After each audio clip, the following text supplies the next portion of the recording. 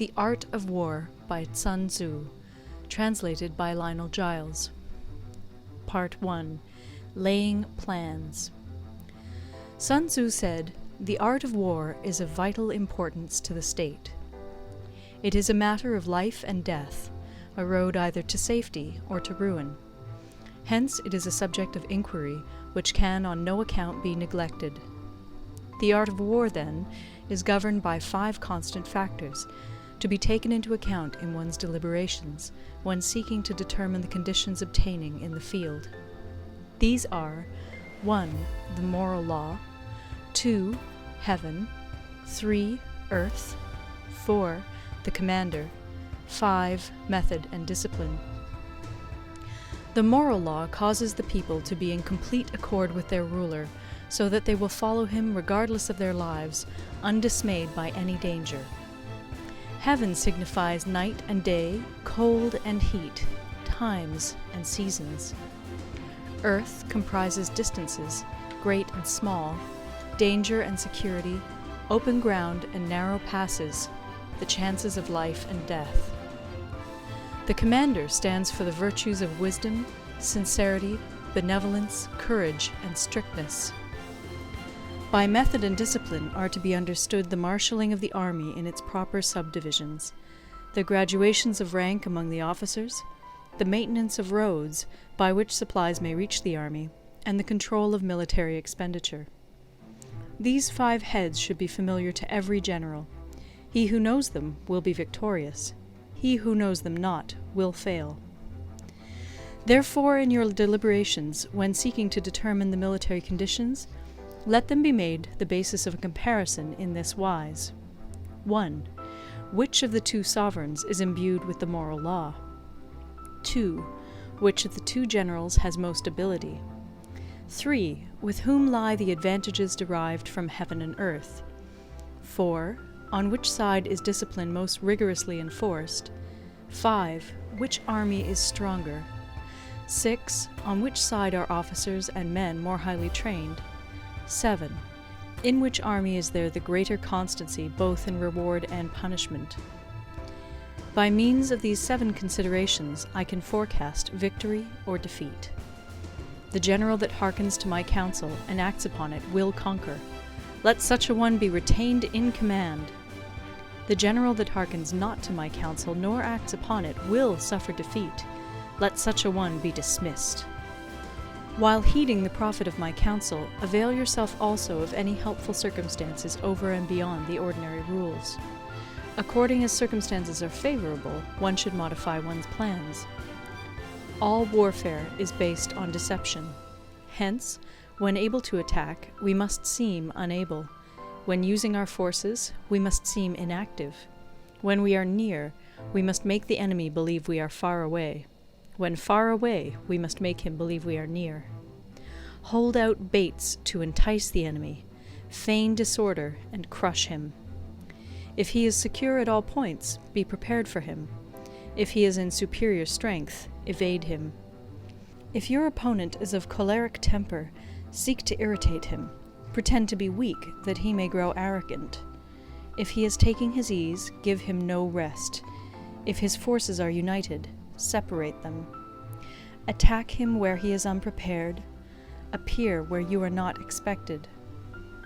These military devices, leading to victory, must not be divulged beforehand.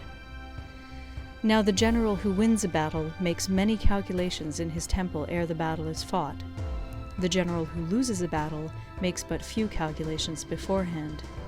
Thus do many calculations lead to victory, and few calculations to defeat. How much more no calculation at all? It is by attention to this point that I can foresee who is likely to win or lose. End of Part 1. Part 2.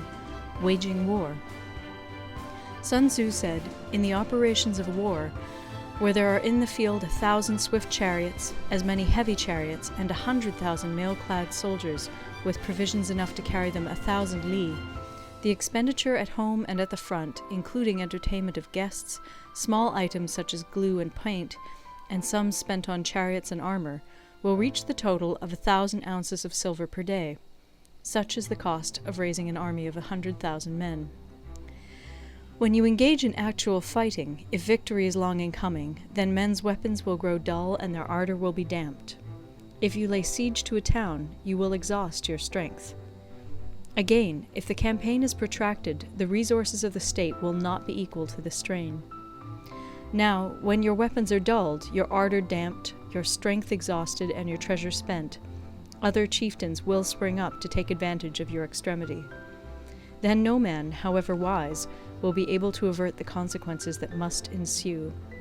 Thus, though we have heard of stupid haste in war, cleverness has never been seen associated with long delays.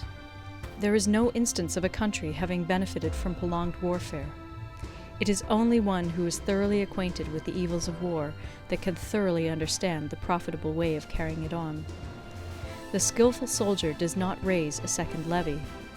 Neither are his supply wagons loaded more than twice. Bring war material with you from home, but forage on the enemy. Thus the army will have food enough for its needs. Poverty of the state exchequer causes an army to be maintained by contributions from a distance. Contributing to maintain an army at a distance causes the people to be impoverished. On the other hand, the proximity of an army causes prices to go up, and high prices cause the people's substance to be drained away. When their substance is drained away, the peasantry will be afflicted by heavy exactions.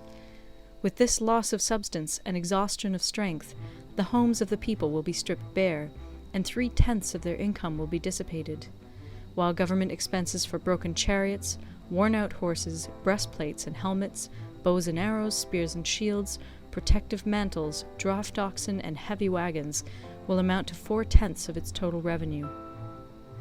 Hence, a wise general makes a point of foraging on the enemy.